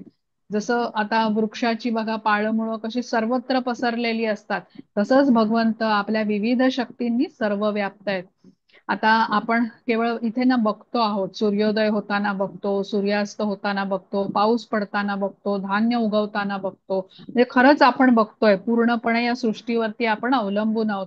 हवेशिवाय आपण राहू शकत नाही, पाण्याशिवाय राहू शकत नाही, अन्न खाल्ल्याशिवाय राहू शकत नाही, सूर्याच्या उष्णते शिवाय आपण कुठला जीव जगण्याचा विचारच करू शकत नाही. म्हणजे भगवंतांनी तयार केलेल्या या सृष्टीला किंवा दृश्य जगताला आपण बघतो आहोत. पूर्णपणे आपण या सृष्टीवरती अवलंबून आहोत आणि त्यासाठी जीवाला हे समजलं पाहिजे की सृष्टीची निर्मिती मी केलेली नाही आणि संहार पण मी करणार नाही, सृष्टीला मी चालवू शकत नाही.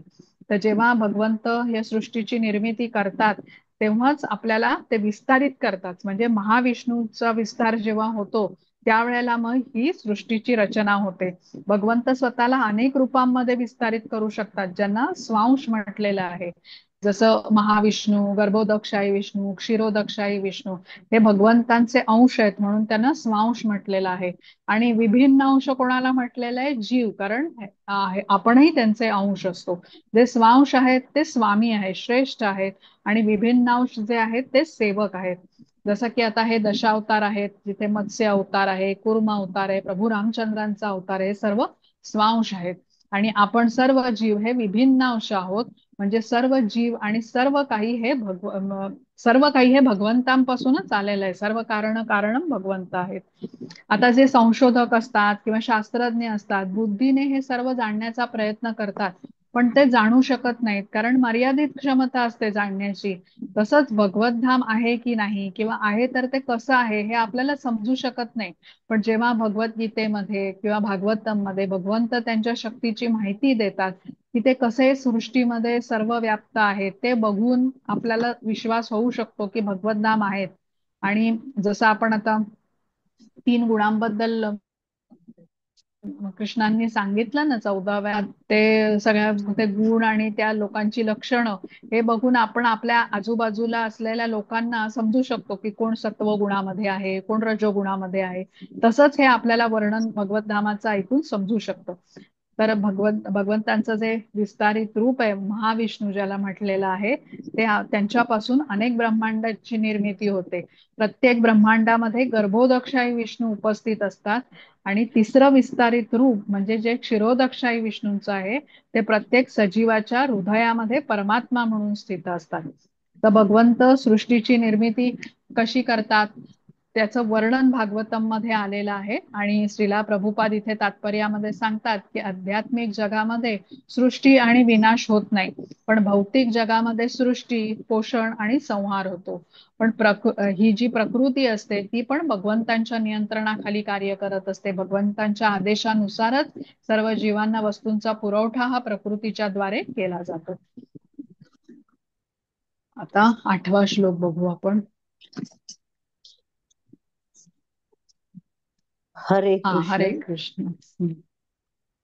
रसोऽहमप्सु कौन्तेय प्रभास्मि शशिसूर्ययोः प्रणवः सर्ववेदेषु शब्दः खे पौरुषं नृषु.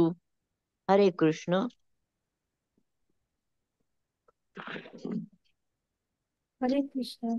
हे कौंतेय, पाण्यामधील रस मी आहे, चंद्र आणि सूर्याचा प्रकाश मी आहे, वैदिक मंत्रांमधील ओंकार मी आहे, आकाशातील शब्द मी आणि मनुष्यांमधील सामर्थ्य मी आहे. हरे कृष्ण. हरे कृष्ण. आता विविध परा आणि अपरा शक्तींच्या द्वारे भगवंत कसे सर्वव्यापी आहेत याचं वर्णन या श्लोकामध्ये. आता या विश्वामधील काही गोष्टी एखाद्या म्हणजे या जगामध्ये आपल्याला काही बघायचं असेल बघा, तर प्रकाश हवा, तेव्हाच ती गोष्ट आपल्याला दिसते. मग सूर्याचा प्रकाश तरी लागतो किंवा दिव्याचा प्रकाश तरी लागतो. म्हणजे स्थूल वस्तू पाहायला आपल्याला दृष्टी पण हवी असते आणि प्रकाश पण हवा असतो, दोन्ही हवे असतात. आता बघा सूर्याच्या प्रकाशामध्ये अगदी सूक्ष्म असलेलं कोळिष्ट पण आपल्याला दिसतं. सूर्याच्या किरणाची तिरीप जेव्हा खोलीमध्ये आली की त्यामध्ये बारीक बारीक धुलीकण पण आपल्याला दिसायला लागतात. आणि चंद्राचा शीतल प्रकाश हा अतिशय गुणकारी म्हटला जातो. पुढे 15व्या अध्यायामध्ये कृष्ण सांगतात ना की वनस्पतीमध्ये जो रस असतो म्हणजे प्रत्येक भाजीची फळाची एक विशिष्ट चव असते, ती चंद्रप्रकाशामुळे असते. तर आता ज्यामुळे चंद्र आणि सूर्य यांना तेज प्राप्त होतं, प्रकाश प्राप्त होतं, ते तेज म्हणजे कृष्ण आहेत मी. आता रसोहम अप्सु कौंतेय म्हटलेलं आहे ना इथे, म्हणजे पाण्यातील रस मी आहे. म्हणजे आता खूप तहान लागली असेल आणि आपल्याला पाणी प्यायल्यावरती अगदी कसं बरं वाटतं, तर पाण्यातला हा जो रस आहे ते कृष्ण म्हणतात मी आहे. पाण्याची एक जी शुद्ध चव असते, गोडवा असतो, ती शक्ती म्हणजे कृष्ण. तसंच कृष्ण म्हणतात की वैदिक मंत्रातील ओंकार मी आहे, प्रणव हा सर्व वेदेषु.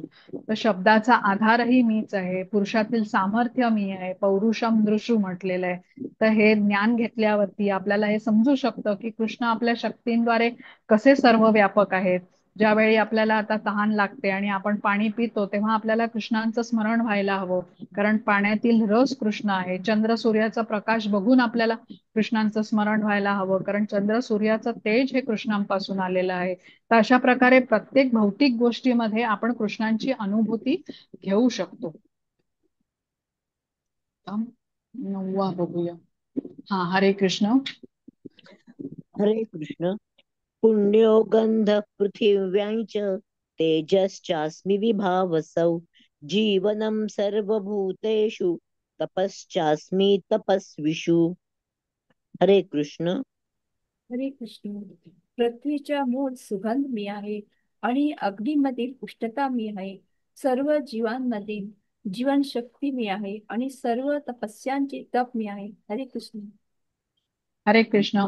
तसंच या श्लोकामध्ये कृष्ण म्हणतात पुण्यगंधम पृथ्वीव्याम, म्हणजे काय, भूमीचा जो सुगंध आहे, पाऊस पडल्यावर जो गंध येतो ना आपल्याला, तो पृथ्वीमध्ये सुगंध मी आहे.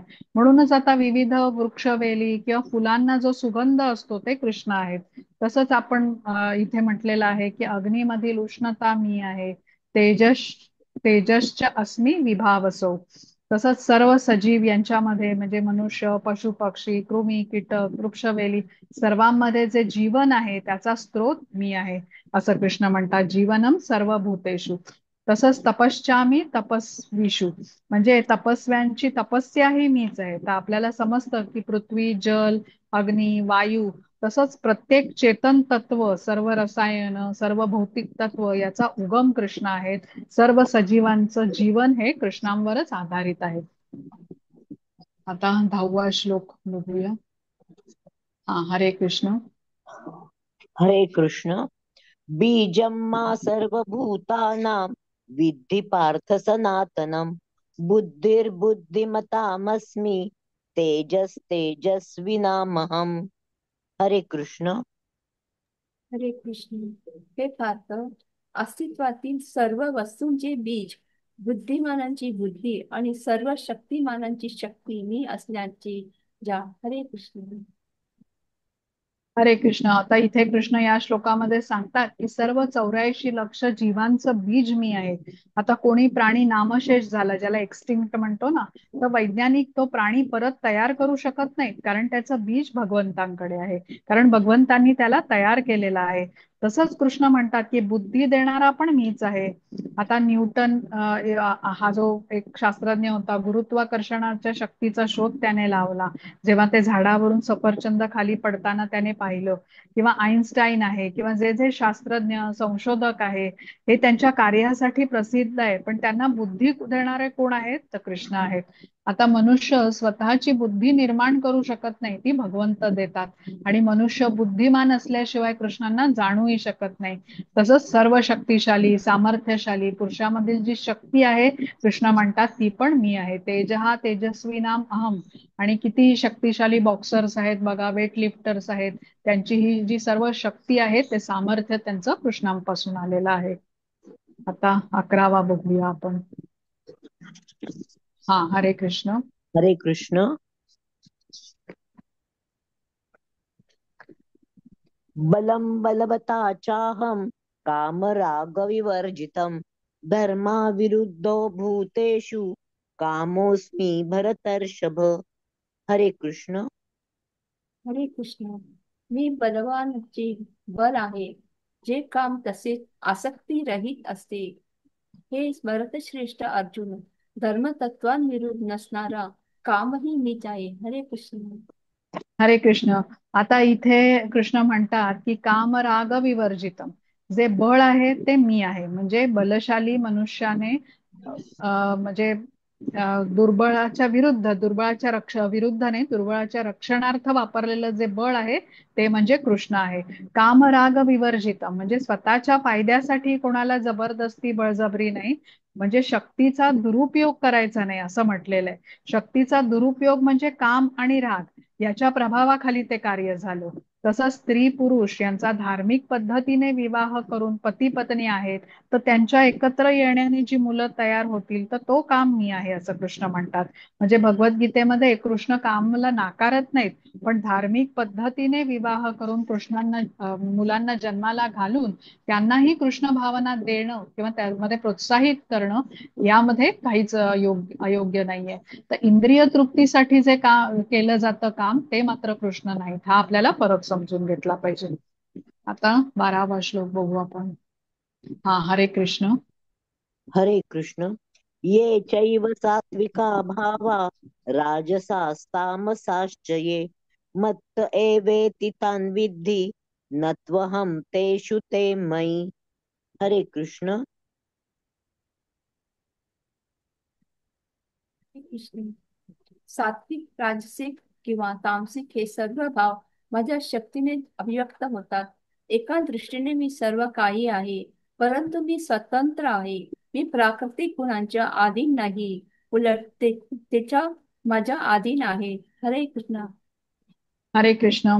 आता या श्लोकामध्ये कृष्ण म्हणताय की भौतिक जगातील सर्व हे प्राकृतिक त्रिगुणांच्या प्रभावाखाली येतात. हे सर्व तीन गुण भगवंतांपासून जरी आले असले तरी भगवंत मात्र या तीन गुणांच्या प्रभावाखाली नसतात. जसं आता एखादा राजा असेल, त्याचं राज्य सुव्यवस्थितपणे चालावं म्हणून प्रजेसाठी तो काही नियम बनवतो, पण स्वतः राजा या नियमांच्या अधीन नसतो.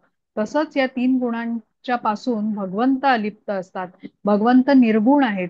हे तीन गुण आपल्यावरती प्रभाव टाकतात, पण या गुणांचा प्रभाव भगवंतांवर होत नाही. तर एखादा कोळी बघा जाळं विणतो, पण त्यात तो स्वतः अडकत नाही, पण कोणी कीटक तो त्या जाळ्याकडे जेव्हा आकर्षित होतो तो मात्र त्या जाळ्यामध्ये अडकला जातो. तर भगवंत सृष्टीकर्ता आहेत, पण ते त्यापासून अलिप्त आहेत, हेही आपल्याला समजून घेतलं पाहिजे. आता 13वा. हरे कृष्ण. हरे कृष्ण. तिभिर्गुणमयैर्भावैरेभिः सर्वमिदं जगत् मोहितं नाभिजानाति मामेभ्य परमव्ययम्. हरे कृष्ण. हरे कृष्ण. त्रिगुणांनी सात्विक, राजसिक आणि तामसिक मोहित झाल्यामुळे हे संपूर्ण जगात त्रिगुणातीत आणि अविनाशी असे माझे स्वरूप जाणीत नाही. हरे कृष्ण. हरे कृष्ण. आता बघा, सूर्य पृथ्वीपेक्षा कित्येक पटीने मोठा आहे. तसेच अनेक ग्रह आहे, शनी आहे, गुरु आहे, यासारखे ग्रह खूप मोठे आहेत, वजनदार आहेत, पण तरी हे ते गतिमान आहेत. आता हे सर्व विचार केल्यावरती आपल्याला समजतं की केवढं मोठं या ब्रह्मांडाचं स्वरूप आहे. म्हणजे आपण केवळ कल्पनाच करू शकतो किंवा कल्पनाही अपुरी पडेल अशी ही रचना आहे. ह्या सगळ्याच्या पुढे आपण किती सूक्ष्म आहोत, क्षुद्र आहोत, हे आपल्याला समजतं. भगवंतांच्या महानतेची कल्पनाही आपल्याला करता येत नाही. मनुष्य केवळ आपल्या क्षमतेनुसार थोडीफार काहीतरी निर्माण करण्याचा प्रयत्न करतो. जसं की भगवंतांनी पक्षी बनवला, माणसाने विमान बनवलं. तर श्रीला प्रभुपाद सांगतात की भगवंत हत्तीसारख्या विशाल शरीरात असणारे प्राणीही निर्माण करू शकतात, किंवा मुंगी, डास आणि त्याहून सूक्ष्म असे जीवाणू, किटाणू यांचीही निर्मिती करू शकतात. आता विमान तर माणसाने बनवलं, पण डासा एवढं लहान विमान बनवू शकणार नाही तो. तेच भगवंत इथे सांगत आहेत की सर्व गोष्टींचा उत्पत्ती करता मी आहे, आणि त्यांच्यातील जी चेतन शक्ती आहे तीही मीच आहे. प्रत्येक गोष्टीमधलं जे वैशिष्ट्य आहे भगवंत म्हणतात ते मी आहे. आता हे जाणून जे भक्त असतात ते भगवंतांना शरण जातात, पण जे जीव तीन गुणांनी मोहित होतात ते मात्र गोंधळलेले असतात.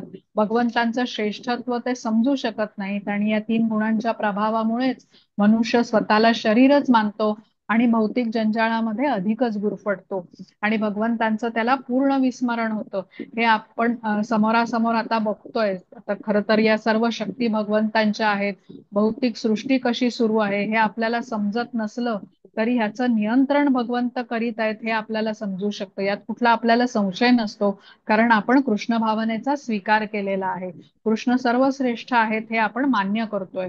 तर जे पूर्णपणे कृष्ण भावना भावित आहेत ते त्रिगुणांच्या वरती असतात, गुणातीत असतात, आणि ते जीवन मुक्त जीवन म्हटलं जातं. कारण जे त्रिगुणांच्या प्रभावाने मोहित आहेत ते बद्ध आहेत, आणि ज्यांनी त्रिगुणांना पार केलेलं आहे ते गुणातीत किंवा मुक्त जीव म्हटले जातात. आता 14वा बघूया. हा, हरे कृष्ण. हरे कृष्ण. दैवी एषा गुणमयी मम माया दुरत्यया मामेव ये प्रपद्यन्ते मायामेतां ते. हरे कृष्ण. हरे कृष्ण. तीन प्राकृतिक गुणांनी युक्त असलेले माझी दैवी मायाशक्ती ही अतिशय दुस्तर आहे. परंतु जे मला शरण आले आहेत ते मायेला सहजपणे तरून पलीकडे जातात. हरे कृष्ण. हरे कृष्ण. आता जे जीव भगवंतांपासून बहिर्मुख झालेले आहेत, विमुख झालेले आहेत, ते त्यांच्यापासून वेगळे होऊन त्यांना काहीतरी करायचं असतं. त्यामुळे त्यांना प्रकृतीचे 3 गुण बद्ध करतात. पण जे जीव भौतिकामध्ये काम, क्रोध, लोभ, ईर्ष्या, मत्सर इत्यादी मध्ये न अडकता भक्तीमध्ये जोडून घेतात ते जीव भगवंतांकडे उन्मुख होतात. भौतिक प्रकृतीमध्ये ज्यामध्ये हे जीव अडकलेले आहेत, बद्ध जीव, ही पण भगवंतांची शक्ती आहे आणि त्यांच्या नियंत्रणाखालीच कार्य करत असते. भगवंतांपासून बहिर्मुख झालेले जीव भौतिक प्रकृतीच्या 3 गुणांनी बद्ध होतात. आता गुणवत्ता हा म्हणजे हे आहे गुणमयी. गुण म्हणजे, हा म्हणजे गुण म्हणजे काय, तर दोरी, बंधन आहे हे. हा, तर अशा बंधनात अडकलेला जीव स्वतःला या बंधनातून मुक्त होऊ शकत नाही स्वतःहून. सर्वच बद्ध जीव या मायेच्या बंधनामध्ये अडकलेले असतात, आणि एक बद्ध जीवही दुसऱ्या बद्ध जीवाची सुटका करू शकत नाही किंवा स्वतःहून स्वतःला मोकळाही करू शकत नाही. केवळ कृष्ण किंवा कृष्णांचे जे प्रतिनिधी असतात, आध्यात्मिक गुरु, तेच या जीवाची मुक्तता या बंधनातून करू शकतात. म्हणून कृष्ण इथे म्हणतात, माम एव ये प्रपद्यन्ते मायामेतां तरन्ति ते. म्हणजे जो मला शरण येतो तो या बंधनातून सहजपणे मुक्त होऊ शकतो. आता भगवंत या भौतिक मायाशक्तीचे अधिपती आहेत. तेच भौतिक प्रकृतीला, बद्ध जीवाला मुक्त करण्याची आज्ञा देऊ शकतात. तर इथे कृष्ण माम एव म्हणतात, म्हणजे ब्रह्मदेव, शंकर किंवा इतर कोणीही नाही, तर केवळ श्रीकृष्ण किंवा श्री विष्णूच होत. तर ब्रह्मदेव, शंकर हे अत्यंत महान जरी असले तरी बद्ध जीवाला मायाशक्तीमधून मुक्त करू शकत नाही. जसं आता एखाद्या जंगलामध्ये वणवा पेटला तर तो विझवणं हे किती कठीण असतं. बघता बघता तो पसरतो, भीषण रूप धारण करतो. आपले सर्व प्रयत्न अपुरे पडतात हा वणवा विझवायला. पण कृष्णांच्या कृपेने जर का पाऊस पडला तर तो मात्र लगेच विझतो. तशीच ही भौतिक प्रकृती भवसागरातून म्हणजे सुटका केवळ आपल्याला भगवंतांच्या कृपेमुळेच होऊ शकते. पुढे 14व्या अध्यायामध्ये जो 26वा श्लोक आहे, कृष्ण तिथे म्हणतात ना की मामच यो व्यभिचारेण भक्ती योगेन सेवते सगुणान समत्तित्य एतान ब्रह्मभूयाय कल्पते. म्हणजे जो सर्व परिस्थितीत एकनिष्ठ होऊन पूर्णतः भक्ती सेवेमध्ये संलग्न होतो तो तत्काळ या त्रिगुणांच्या पलीकडे जाऊन ब्रह्मस्तराप्रत उन्नत होतो. 3 गुणांच्या पलीकडे म्हणजे गुणातीत अवस्था, सत्वगुण, रजोगुण आणि तमोगुण हे भौतिक प्रकृतीतील गुण आध्यात्मिक जगामध्ये नसतात. आध्यात्मिक जगामध्ये विशुद्ध सत्वगुणामध्ये सर्व स्थित असतात. आता 15वा आपण बघूया आणि मग आज थांबूया.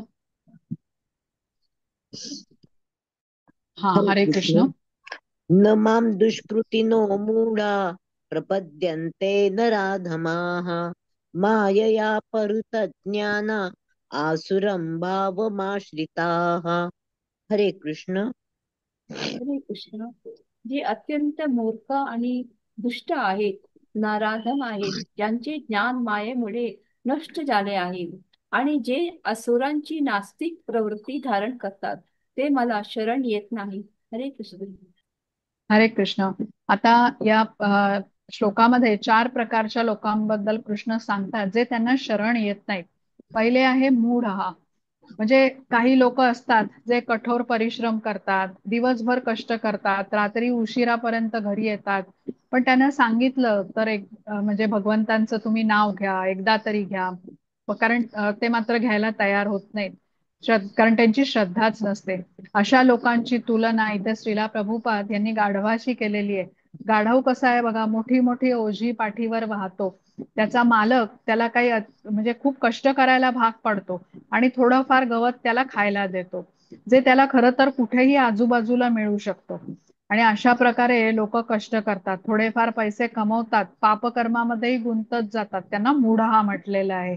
आणि अशा लोकांना जीव कोण, भगवंत कोण हे जाणून घेण्यात त्यांना मुळीच वेळ नसतो. ब्रह्मांडाचे खरे स्वामी भगवंत याविषयी अज्ञान असल्यामुळे भौतिकामधल्या कुठल्या तरी धनी व्यक्तीला ते स्वामी मानून त्याची सेवा करण्यामध्ये आपल्या जीवनाचा बहुमूल्य वेळ ते वाया घालवतात. भगवंतांना शरण जात नाहीत, भगवंतांच्या विषयी श्रवण करायला, भगवद्गीता, श्रीमद भागवतमचं पठण इत्यादी करायला ते तयार नसतात. वेळच नाही अशी त्यांची सबब असते. आता दुसरं म्हटलेलं आहे नराधम.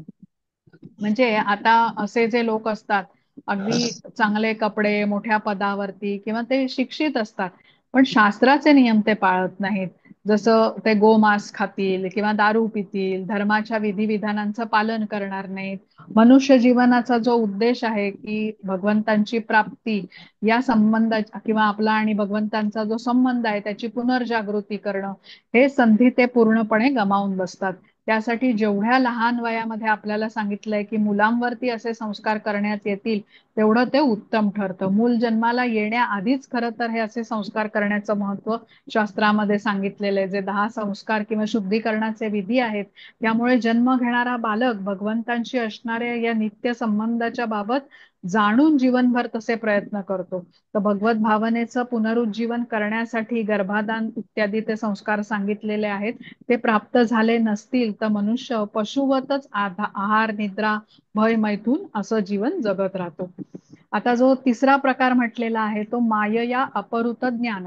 म्हणजे असे लोक खूप उच्च शिक्षित असतात, बुद्धिमान असतात, परंतु त्यांना भगवंतांवरती शंका असते.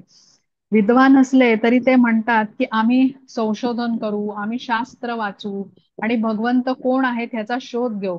खर तर भक्ती हा एकमेव मार्ग आहे भगवंतांना जाणण्याचा, आणि त्याद्वारेच भगवंत स्वतः ज्ञान प्रकाशित करतात भक्ताच्या हृदयामध्ये त्याच्यापर्यंत पोहोचण्यासाठी. पण ह्या गोष्टीवर या लोकांचा विश्वास नसतो. आणि चौथा प्रकार सांगितलाय आसुरीम भावम आश्रिता. म्हणजे आसुरी प्रवृत्तीचे लोक, जे नास्तिकच आहेत, अभक्तच आहेत, भगवंतांच्यावर त्यांची श्रद्धाच नाहीये, शास्त्राच्या विरुद्ध कामं करतात, परजीवांना क्लेश देतात, असे लोक भगवंतांचा द्वेष करतात आणि त्यांचा तिरस्कार करतात. तर या चारही प्रकारांची लोक भगवंतांच्या चरणकमलांना कधीही शरण जाऊ शकत नाहीत, असं आपल्याला सांगितलंय. आता पुढच्या श्लोकामध्ये सुकृतीना, हे सगळे जे 4 प्रकारचे लोक आहेत जे भगवंतांना शरण जात नाहीत, यांना दुष्कृतीना हा असं म्हटलेलं आहे. आणि आता 16व्या श्लोकामध्ये आपल्याला सुकृतीनाच्या बद्दल सांगितलेलं आहे. तो आपण भाग आता पुढच्या वेळेला बघूया. तर आजच्या वर्गाच्या संबंधी काही कोणाला शंका आहेत का? भक्तियोग हा का सर्वश्रेष्ठ मानला जातो